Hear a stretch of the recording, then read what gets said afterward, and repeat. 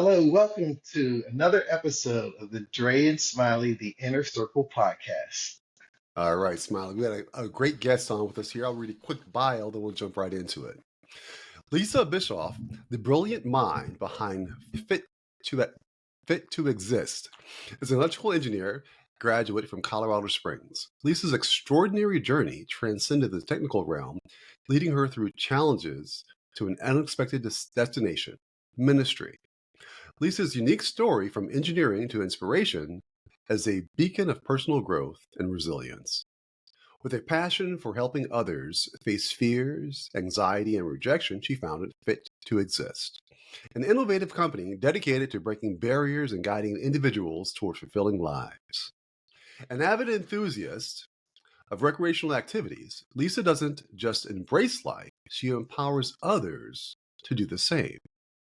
Through her inspiring journey of transformation and personal development, Lisa ignites a spark of possibility for those seeking a path beyond the expected. Join us as we delve into Lisa's transformative tale where engineering expertise meets the soulful call of ministry and discover the power of Fit to Exist and breaking down barriers and fostering a life of fulfillment. With that, Lisa, welcome to the podcast. Thank you for having me. Yeah. So let's start where I think the natural beginning is. Talk to us about your transition from electrical engineering to ministry. It's kind of an uncommon path, I think it's safe to say. Tell me a little bit about that. So my transformation actually it dates back before my engineering. So I'll give you the quick run through. Please do. I wrote my first software program in the 4th grade. And by the age of 14, I was learning how to hack phone lines and starting college. This was not super common back in 1994. So I was still finishing high school. I was starting high school and starting college at the same time. I would go on to start pursuing my electrical engineering degree. And that I would say I got it. I didn't earn it. So I actually cheated my way through engineering college. Okay. That's a whole long story. I ended up getting a master key and I would steal my tests ahead of time because I didn't want to fail. I mean, I made a vow early in my life. This was after the 4th grade, somewhere around that time, that I would do whatever it takes to be successful. Anyway, so I made it through electrical engineering. Ended up meeting my best friend after that, and she was amazing. She was a model. She was everything I'd ever dreamed of. She had the life, and so I wanted that life too. I'm like, I'm making good money. I'm successful. This is great. I met some really bad people. So after this time, I started meeting con artists, criminals, mafia figures, and started to engage. And the saying, you become the sum of your 5 closest friends, right? You hang out with 5 smokers, you might become the 6th. Hang out with 5 criminals, you might become the 6th. Well, I had some crazy stuff happen. Throughout that, I started living a very extravagant lifestyle that I couldn't afford. And I was by 2007, I was making 6 figures. And but I had motorcycles, I had expensive cars, loved it, and trips that I loved to go on. By 2007, I was over $1 million in debt. But I was working professionally as an engineer.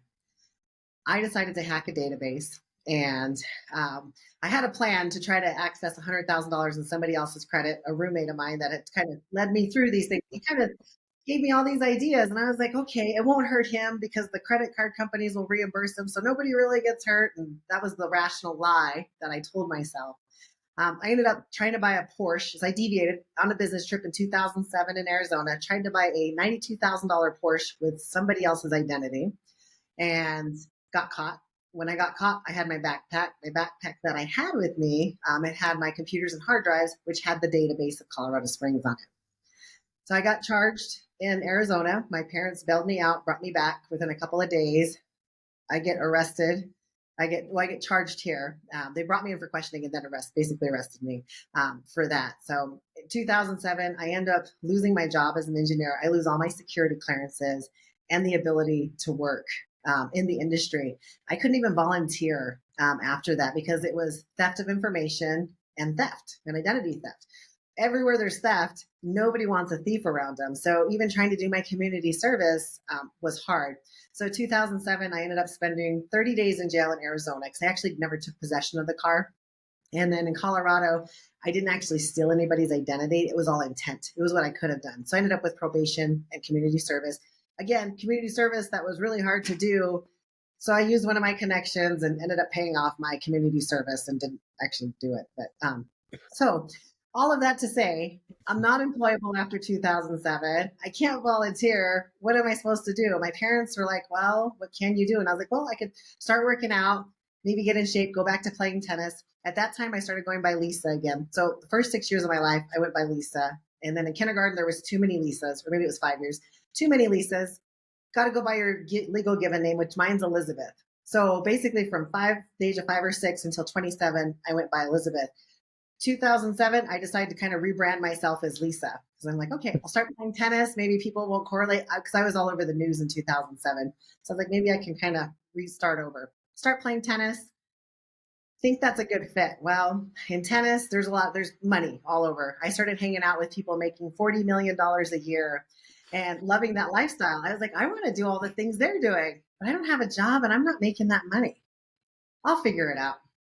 So I slowly start racking up debt on credit cards in my parents' name. So yeah. So come 2015, I racked up $80,000 in credit card debt in my parents' name and had to pull in one of my friends. I couldn't make the payments. So I pulled in one of my friends and they helped me break the news. My parents were just devastated. Like and of course, how could I do this? This is like, you gave me a second chance and I blew it. At the same time, after a year after that, I had been volunteering at the church. So 2012, I was able to start volunteering in children's ministry and I just loved it. And so 2015, I actually got hired on staff and they knew my background and they said, we're going to give you a chance. This is great. Now, this is a little bit after the incident with my parents, but that was kind of, my parents fixed it. It was, kind of, don't do it again.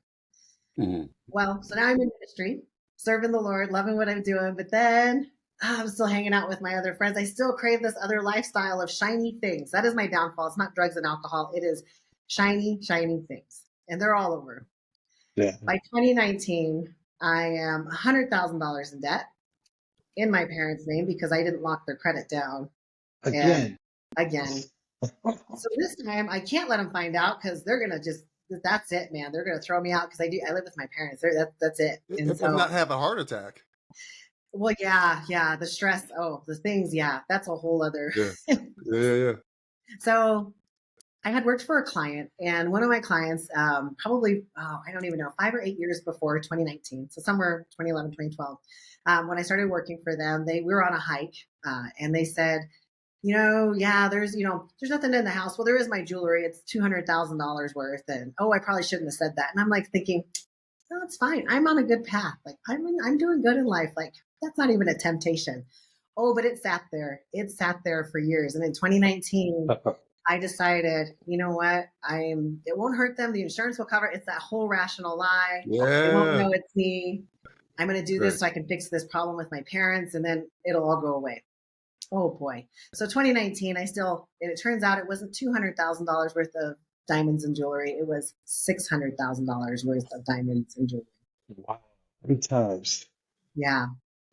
And they had questioned me, but they said, no, Lisa wouldn't do that. Lisa's a great person. And oh my gosh, that slowly will eat at you because it's like, no, sure. So 4 months went by. That was May of 2019. September, I get called by the detective to come in for questioning because they're like, we want to ask you some more questions. And I'm not thinking they think it's me. In the meantime, I have been fencing the jewelry. I had been very careful. I had cut the diamonds out. If I could carefully do it, or I would take it to another jeweler and say, I think I'm going to reset these stones. Can you cut them out? And then I'll figure out what I'm going to do. That way I could also check inside the diamonds because some of them had laser etching that were traceable. So I knew not to use those. Well, in August, I got sloppy. And I ended up taking an entire bracelet. I guess it was like a $40,000 one-of-a-kind bracelet I took to the jeweler. And when they were researching it, they bought it from me. And as they researched it, they found it flagged that was stolen and it was one-of-a-kind. So anyway, September, I get called in. They say the detective says, I think somebody stole your identity because, they've been using it to fence. And I said, no, that was me. I still thankfully had $400 out of the $600,000 in diamonds and jewelry. So I gave that back. The other $200,000 couldn't be recovered. So at this time, though, I'm facing a 12-year prison sentence because it's my third strike. Because 2007 was Arizona and Colorado, and this is it. And it's usually mandatory sentencing for prison. So at this point, Right. I'm at a pretty low point of, I don't want to be here anymore. Maybe I can use my connections and hire someone to take me out. My family will get the insurance money. Like I had a plan going until I shared it with somebody. Now, some good things that came out of all this. I immediately stepped down. The church never got hurt, which I was very thankful. They never got brought into the news because they had nothing. That was like a separate life. It was like a separate life. And but I loved ministry, but I was just so torn, and I craved Yeah. that other lifestyle more. And Mhm. so I remember the pastors had said to me, the lead pastors of the church, they said, your portal, your pain is a portal for His power. And okay, that Mm. resonated with me after I met with them. And then the next thing they had said to me that's just really stuck with me is what the enemy meant for your destruction, God is going to use to elevate you. And I'm seeing it every day. So after that, another friend of mine referred me to a ministry to get some inner healing because I've been through psychotherapists, I've been through clinical psychologists, and everybody's like, "You're great, you're fine, you don't need any help." And it's like, "Oh my gosh, do I need help?" Like, like Somebody help me. yeah, it was almost like I was either faking it or I don't know what was happening in those prior years with all the therapy sessions, but I always seemed like I was on a good path. December 2017, we kind of rushed everything because I just wanted to find out what my fate was. I'm like, I'm tired of waiting. I don't want to push it out. And gosh, I have some amazing friends and people in my life. I had 13 people writing letters to the judge, all the way from detectives to other judges to prominent people. I have a wide range of friends, so I'm very thankful for them. And then 17 people showed up on my behalf in the courtroom. Wow. And the judge, he was so gracious. He says, this is one of the biggest cases I've had to put a judgment on, $600,000. But he goes, the words he said to me was, I think you're not an evil person. You just did a bad thing. And it's not the first time you've done a bad thing. But I don't believe a harsh punishment is going to help you. Like you have all this support. He goes, but I have to give you something. So I'm going to give you 30 days in jail or 30 days work release. You can choose. Yeah. So I'm looking at 12 years in prison. And then, didn't know what the restitution would be at that time. It could be 200,000 to 300,000 because of what couldn't be accounted for plus damages. So I reported after the holidays. It was December 17th. He goes, you can report after the holidays. So I reported January 6th. Very nice judge. I report on January 6th. And right when I report, they're so nice to me. And they're like, oh, your sentence has been reduced to 2 weeks. And I ended up doing the jail time because I didn't want my family to drive me back and forth for work release. I was like, that's no more burden on anybody. So 2 weeks. And in those 2 weeks, I mean, there was miracles happening. I was like, I got to do ministry in jail. And now I'm very specific with God. I'm like, you know what? If I want to do prison and jail ministry, but I don't actually want to be in there. I would like to be able to come and go as I please. So that had started. I had started at that ministry before that. And then, and we started renewing my mind, going through that and some inner healing. And so I got to do a little bit of that while I was in the jail. After I got out of jail, I continued with that ministry and I went through more renewing of my mind, inner healing, and some deliverance. And so fast forward, I ended up getting to volunteer with that ministry and just fell in love with it and seeing people get healing. I ended up getting put on staff with that ministry and got to counsel people, which was like another level of healing, and getting to see things happen was amazing. Unfortunately, in February of this year, there were some things happening that really were disappointing for me at that ministry. And I felt like God released me. And I was like, I don't know what I'm going to do, but I got to start writing my book, professionally speaking, and start my own company. And so that's what I do now. And I get to actually, another cool thing that came out is I get to go into the detention centers and work with the youth twice a week and do ministry with them. So Lisa, I feel like I walked into a theater with my box of popcorn, settled back to watch what I think is going to be a fairly decent movie. And the first scene has me at the edge of my seat, my mind blown with like a million questions, like, what just happened? Your life story is so fascinating. So here are some of the things that and I want to hear about your ministry, but here are some things that come to the forefront of my mind as I hear your story. You're clearly brilliant. You are more than resourceful, resilient. You do have a heart. It's clear you have a huge heart. And the brilliance in terms of writing your first program in the 4th grade, hacking into phone lines shortly thereafter. It's just, I mean, you have to wonder, people are, who they are, and they evolve like you have for a number of different reasons. If you were to think back, right, those early paths that you took, your attraction to the sparkly, beautiful things, nature, nurture, where does that come from? You think that path you decided to take in terms of being with the wrong friends? I think your brilliance obviously attracted people, the wrong people, unfortunately.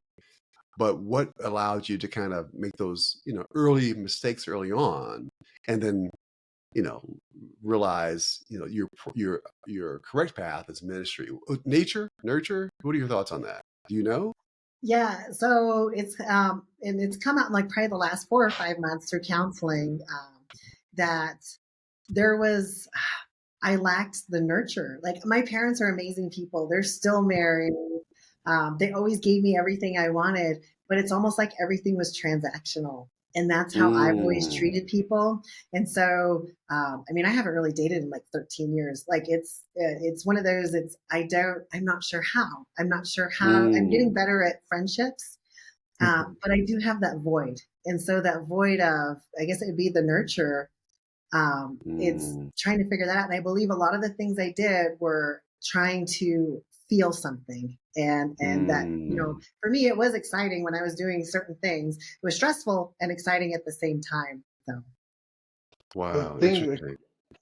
Just like Dre, it's just like, wow. Yeah, you mentioned a book, but it was like an action movie. You should write the screenplay for your movie, because that has and tell me, the one thing you said is you were thinking about ending it. I thought you were going to say I was going to try to go to Switzerland or Belize where they don't extradite to the US. You're like, no, let me just take myself out so that they can get the insurance money and then I'll just be somewhere else. I was like, so you don't have a book, you have a movie with a sequel.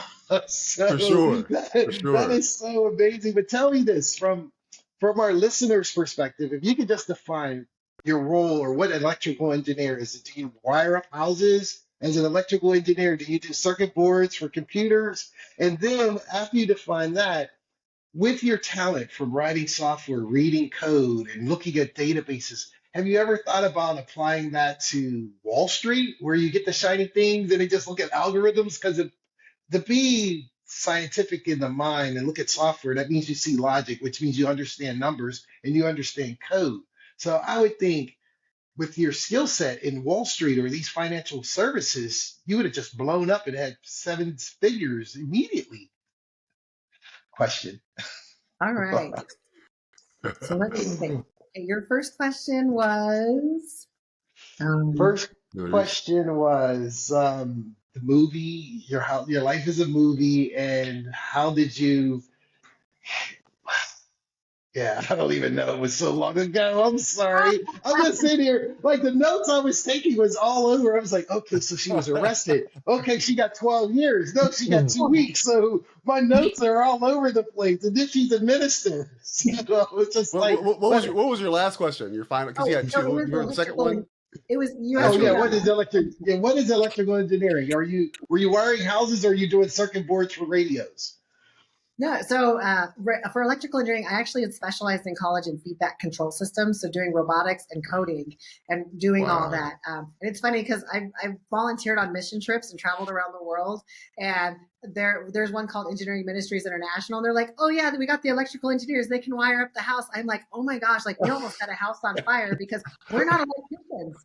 We're putting these giant breakers on, and like the wire is undersized, and I was like, it'll protect it, just stick a penny in there. Oh my gosh, like we're so lucky that ministry did not burn down. I think that was in Honduras that we did that. Wow. So you were wiring databases, or when you say electrical engineer, that's what you're doing.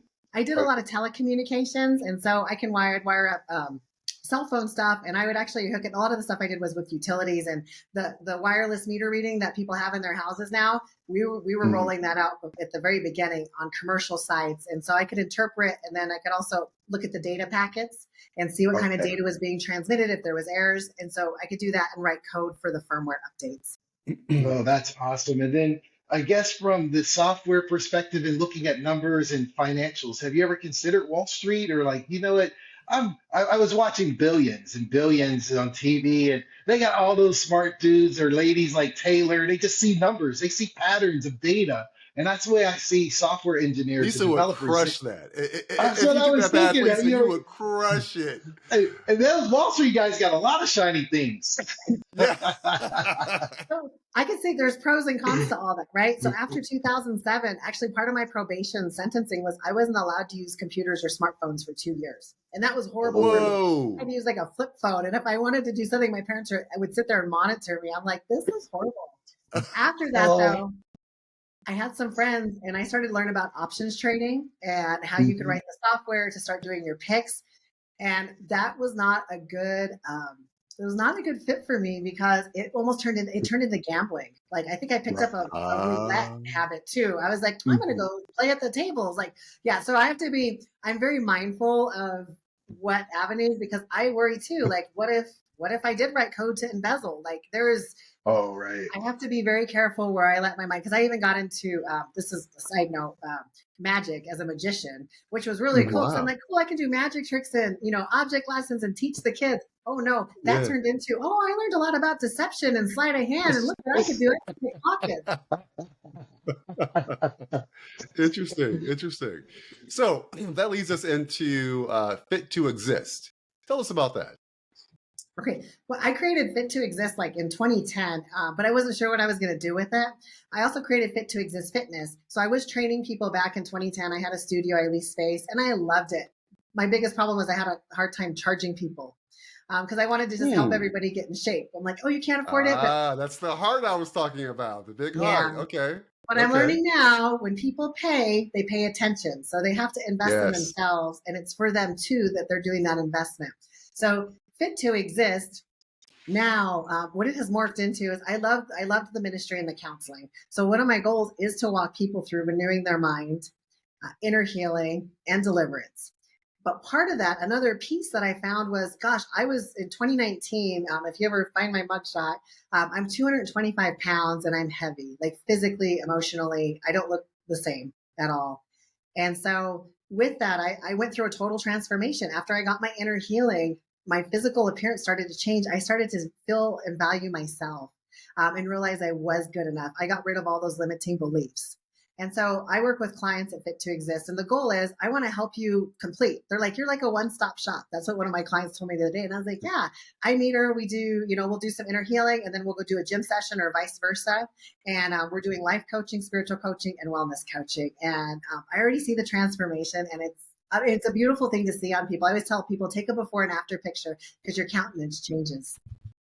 Tell me, how did you address the mental challenge of whenever I have some friends who were very large, say 280 and they dropped down to 190, or they were 250 and they got to be maybe 145 as ladies. But they said a lot of times, even though they physically reduce themselves in size, when they look in the mirror, they think of themselves as that bigger person. Or how did you address that psychological? Because if someone just met you now, like we just did, we would have never thought that you were 220 or 225. But when people see you now, but in your mind, you're like, well, no, this is who I was back then. People see me as I am now, but how long does it take for your mind to catch up with your body and that self-image and perception? I would say, honestly, it's taken, and I've really gotten there in the last 6 months. And a lot of that is because I'm on video and on stage more speaking, and I see myself differently. And but for a long time, I saw myself actually as a little fifth grade girl, a little fat fifth grade girl. That is the image I would see all the time, so as I've been through it, more confirmation. So you have your neural pathways in your brain, right? If you've got negative neural pathways built, anytime, it's easy for you to revert back. You lose all the weight and physically you're there, but you still think of yourself because you still have the mindset, right? The negative mindset. And so as I've been going through more and more and saying, I am good enough. I am beautiful. God made me beautiful. Like for me, that's owning that and knowing that has made the big difference. But it does take time. It wasn't something that just happened overnight. Like one day I woke up and Yeah. So Lisa, one thing that comes to mind here, I could definitely see you being successful with those that come to Fit to Exist because of your background, right? You can probably speak to most people's experiences. I can hear you saying, I can relate to that experience. I can relate to that experience. Oh, I can relate to that too. And then through your own history, you can kind of share with them, hey, here's how I overcame this here. So perfect coach because of your background. One question though, something that stands out is your energy is you're very vibrant, you're very positive, happy, exciting. Some people may change jobs and go into a depression. Some people may get fired from a job and, feel worthless.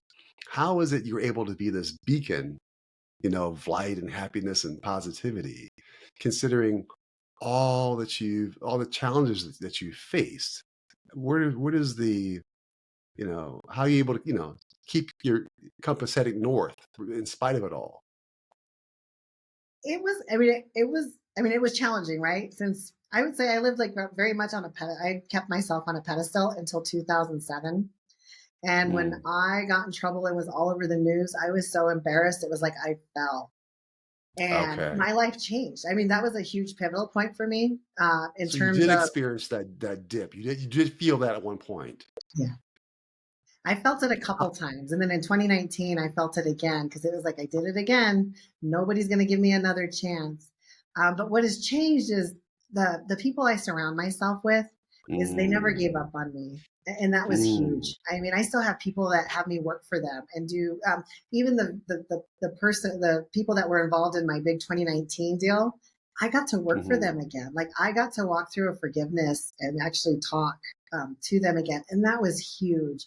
That also helped me see I'm not this horrible person. That I made some mistakes, some very big mistakes, but that's not who I am. Another thing that has really helped me was a long time my story owned me to where I didn't want to go play tennis because people would say, I've had church pews move. I sit down and they'll move. And it's like, wow, that's pretty hurtful. But my one friend says people live in glass houses. And so I'm at a place now where I'm like, you know what? They don't understand it and that's okay. They can judge and that's on them. That's on them. Yeah. And so getting to that point of, you know what? I own my story and that's how I can share it because for a long time I wouldn't share my story. If you said you Googled me, I was wanting to vomit on you because that was like the worst thing to hear is, oh, I Googled you, Now I'm like, which story did you read? Because there's some interesting ones out there, Yeah. Well, before we started the pod, I said, Dre, I can't find anything on her because we usually research people. I was like, I can't find anything on Lisa. He's like, yeah, me either. I was like, because when I Google or whatever, I couldn't find anything. So now I understand. We probably need to sharpen our skills. We're searching for the right name or something. No, she's not on there. Or are you on Google? Or are you under all that stuff would be under her last name, her other name, not this current name. Oh, it shows up under Lisa Bischoff or Elizabeth Bischoff. And it's funny because I spoke at Rotary a couple of weeks ago and they're like, yeah, we were trying to look for your picture and somebody's mugshot popped up. And I'm like, somebody's. I found a couple young TikTokers from all over like Australia somewhere, but I couldn't find them. Like, I don't think this TikToker in Australia is coming on the pod. So I didn't see anything. So Lisa, I'll also share that, I definitely feel inspired and motivated for two reasons. One is, like you touched on earlier, when someone says, I just Googled you, for me, that's the worst feeling. I mean, I don't even have anything remotely close to what you've been through, but I just, so I can appreciate how at one point you felt like, the other inspiring thing is you're at a point right now where it's clear to me, it's clear to anyone listening to this podcast episode, it's clear to anyone watching this episode on YouTube that you have transformed into this place where you're really comfortable with who you are today, in spite of what has taken place in the past. Is that fair to say? Absolutely. I love that. I think your story is inspiring. It's almost like a resilience. And you fall down hard, but you get back higher. Then you fall down harder Yeah. again, you come back higher. And on the path of rising, you're mentoring people you say in the jail system, the detention homes. So now they can relate because I went in somewhere before. I was trying to speak to some of the disgruntled, disciplined, or undisciplined youth, and they're like, dude, you don't know what I did been through. You don't know what it's like. You haven't been in my shoes. So I didn't even have any crime other than like I spray painted a wall, and I got no street cred around those dudes. They're like, seriously? But then I brought in my friend. They could just tell he just had a certain persona, like I'm a badass, and I did a whole bunch of stuff, and it could relate to him, and he had all these stories for him. I was like, so that just shows you could float from the $40 million crowd down to the offended crowd, and you pull along everyone almost like a Moses. You bring everybody up in inspiration. So that's Yeah. awesome. I feel uplifted by just your story. I was sitting here at the screen like this. So here's a question for you, Lisa. So I used to DJ, right? So this is a distant comparison to kind of what you. I used to DJ. One of the downsides, and I don't do it anymore. One of the downsides though is because of the experience. When I listen to music, I listen differently than most people. I'm always thinking, how could it be improved, and sometimes I still pull up my turntables, things like that. It's always that draw to it, right? So for you have your ministry now. You're fully submerged into it. It's clear to me that you're fully submerged into it. Do you ever get that sense of getting pulled back into the electrical engineering, the coding? And if so, how do you combat that? Because what it sounds like, it tends to lead to bad groups, shiny things, and bad experiences. How do you combat that? How do you deal with that draw?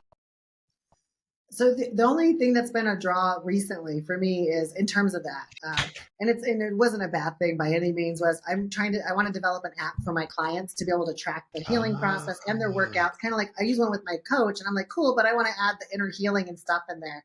And so I looked at wanting to do the coding, and I said, what, I'm going to stay in my lane right now, and my lane is the ministry stuff. The other cool thing is I have a great support system, and I have, there's a gentleman, I think his name's Chris Wilson, that wrote a book. He was in prison. He has what's called a personal board of directors. And so those are your 5 top people that speak into your life, that you have intentional relationships with. And that is one of that's my heart. And that's what I work on to keep me accountable. I have so many, it's almost like if I want to go actually on a date, everybody's like, we need to vet the person. And I'm like, that's fair, because I may not make the best decision. And so I really appreciate having all that support, and it makes the difference. Makes sense. So for those that are interested in having you as their coach, those that are interested in your ministry, those listening to this podcast or watching it on YouTube, give us some information. How can they reach you? How can they connect with you? And also the book, if the book is out, how can they get the book? So I'm still doing rewrites on my book. I was just in a collaborative book called Your Deck of Success. I'm the last chapter 52, The Deuce of Diamonds. My book hopefully will be out early next year in 2024. But if you'd like to connect with me, I do have a public profile on Facebook under Lisa Bischoff, or you can go to my website for Fit to Exist, and it's FIT, the number 2, XIST.com. And under contact, there's my contact information. You can email me or give me a call there. I'm also launching lisabischoff.com, but it's still in the works with all the video and stuff. Excellent. And we'll link to that website and everything else when we launch the podcast. So as we transition to the final 4, we have one transition question for you here. You've shared a lot. You seem to be an open book, which is, again, it's so inspiring, because I'm the opposite of that. But what's one thing that most people don't know about you that you wish they did? Yeah, that is an interesting. I would say my number one goal for me in my heart is to be totally sold out to Jesus 24/7. And a lot of people don't know that. And it's my biggest struggle. I mean, especially being in a ministry, but that's my heart. And everything that I speak, I would love to, my friends get upset, but I would love to be able to speak words of just edification. Because I'm sometimes very witty, and every once in a while I say something that's kind of cutting. But my heart is honestly, I would love to lift people up wherever I go. And so I love awesome. that. I like that. I like that. You said sold out to Jesus. That's cool. That's a t-shirt. Yeah. Well, for the first final 4 question, If you were to have dinner, anyone alive or dead, three other representatives at your dinner table of four, you're in one chair, the other three, who would you want to have dinner with and why? Alive or dead? All right. First one is Jesus. Even though I get to talk to him every day through prayer, would Yeah. be Jesus. There's so many questions that I would like some clarification on things and want to know things I've done well and what I need to do better at. And if he could kind of tell me if there's things I'm missing out on, I'd really like to know so I could get moving on those, right? Mm-hmm. Makes That's sense. fair.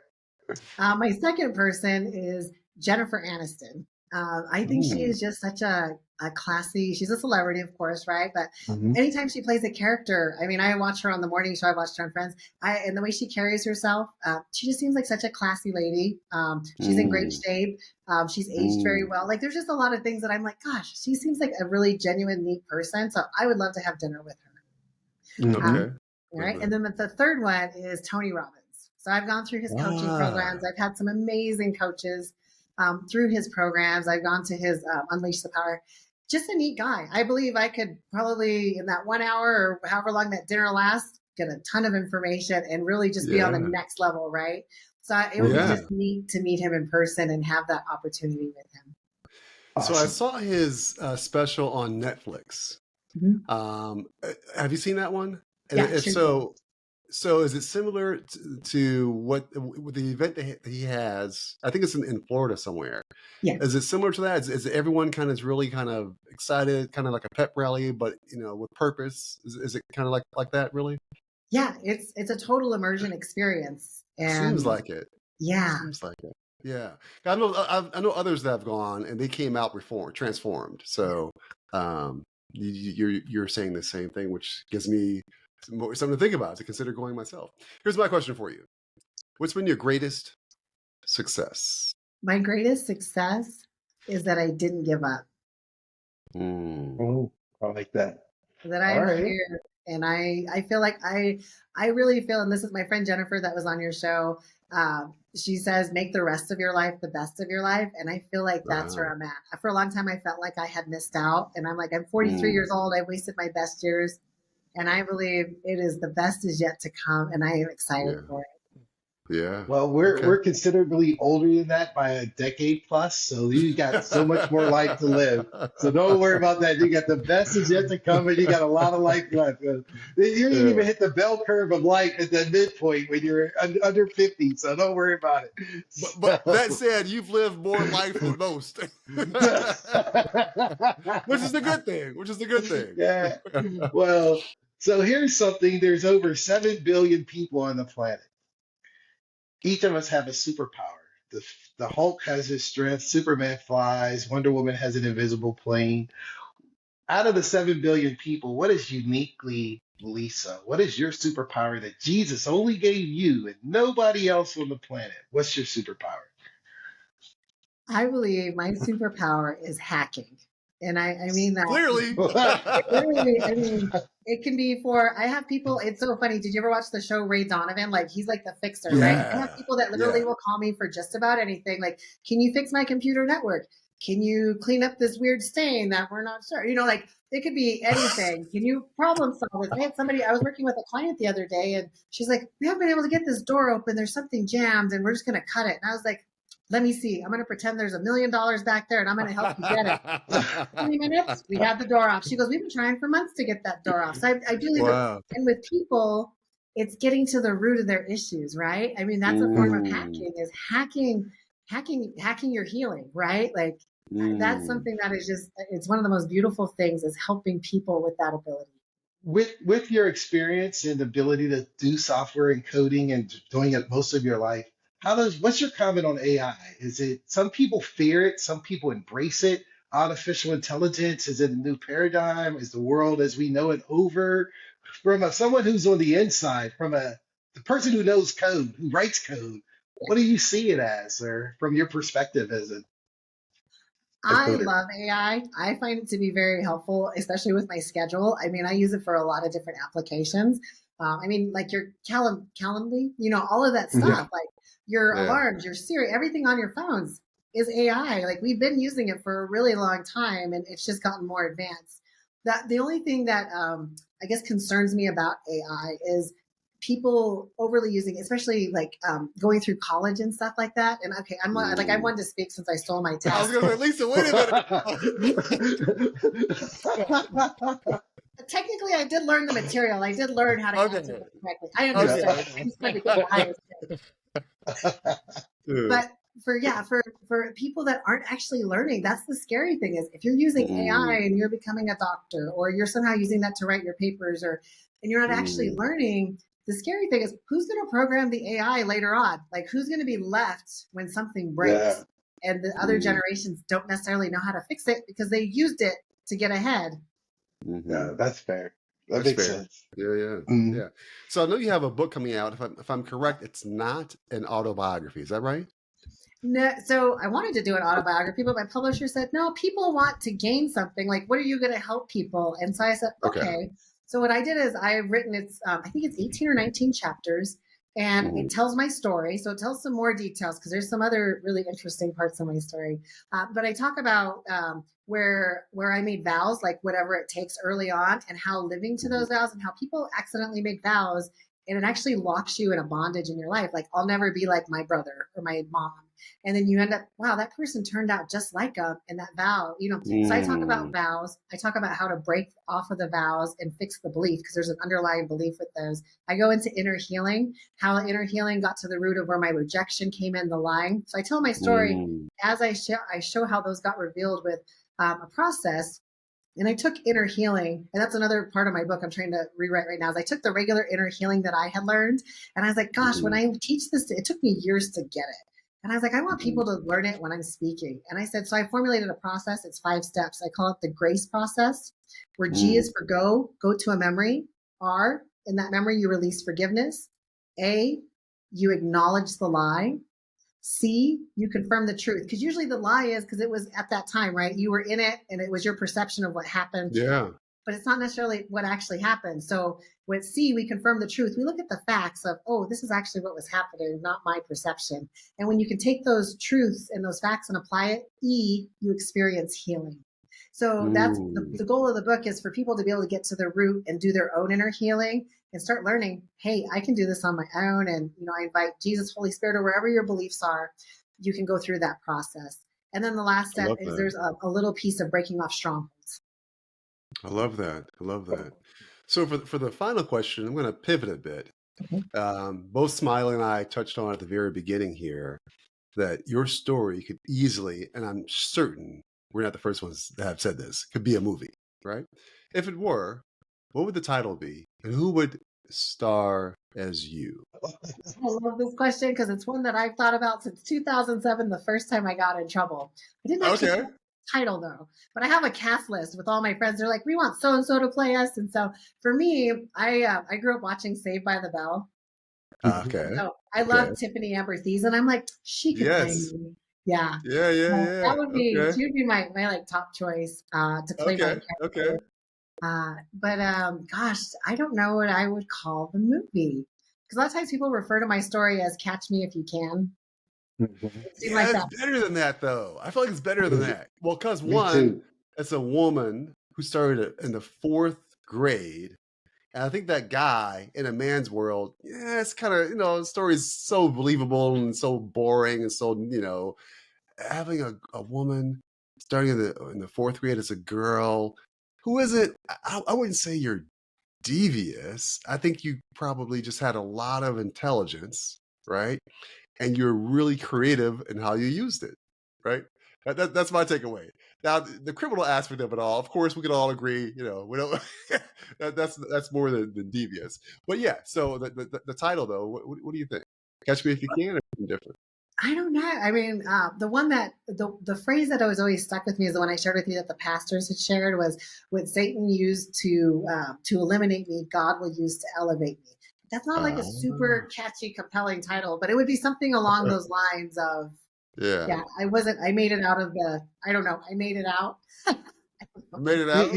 Okay. See, you had pain as a portal for power, for his power, but I was thinking transformations, because or maybe devious transformations, because you went from there's so many stories that you shared that we could have a podcast on its own. Just going through the transformation of being the little girl that was large and now she's a fitness expert. And then the person who had these technical skills, and even like you just said, although you cheated, you knew the content, you just wanted the highest grade. So now you have someone who's an electrical Elon Musk type with the software. Because that's like, I think you started coding before Steve Jobs, even Bill Gates. If you started at 4, you set the record prior to those dudes. So it's more like technical transformations with talent. So that touched me with the cat, but you can, I think, with the movie, he was an imposter. He didn't do anything. He just assumed Yeah, to do yeah. everything. He Whereas wasn't you're smart. legit. He was just like crafty. Yeah, he was Yeah, crafty. Whereas you got skills, you got talent.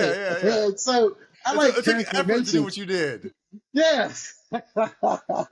As you say that, one of the things that's been on my heart, and I'm working on this with a group of people right now, is when I get to share and I get to speak from stage, I always want to encourage people to get healing, right? I say hurt people, hurt people. That's What if we right. could That's start a right. movement with healed people, heal people?